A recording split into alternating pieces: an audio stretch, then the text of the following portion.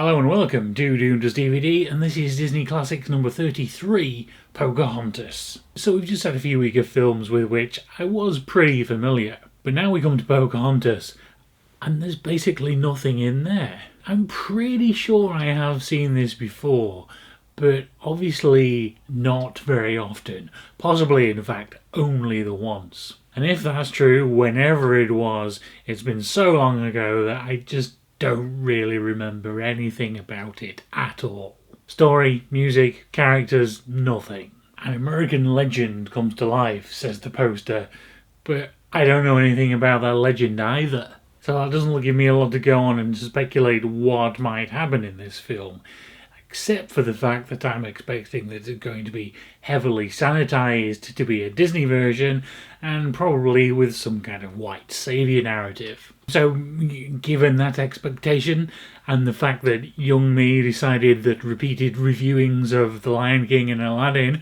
were more important than watching this one for a second time, that doesn't leave me with particularly high hopes for this one. Of course, that can actually be a good thing. If you go in with low expectations and it manages to exceed those, it can be a lot more satisfying than the reverse.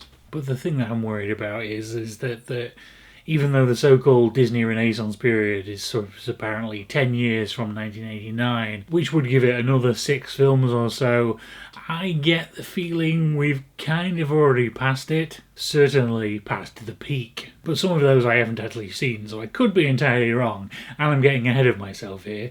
So let's just watch Pocahontas and see what this one's all about.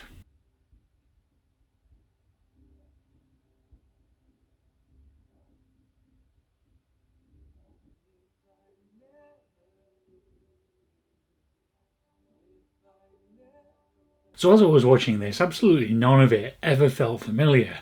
And afterwards I checked my letterboxd and saw that I've also never actually marked this as watched on there. So I'm starting to think now that this was actually the first time I've seen this film. And my impression was, well, it's okay, but it's not that great, really. It feels to me like some executive has put together a checklist of everything that in theory made the past few films hits at Disney, and they had to tick every one of those boxes. Beautiful, independent, carefree princess, and a dashing hero for her to fall in love with. Cute animal companions, moustache-twirling cliched villains. The list goes on, and it just feels like someone's trying to distill down the essence of what makes a Disney hit and just failed to include any of the care or magic. The only thing that really works here is the animation, the drawing and the colouring and the 3D computer bits. It all looks fantastic, but that's just not enough on its own.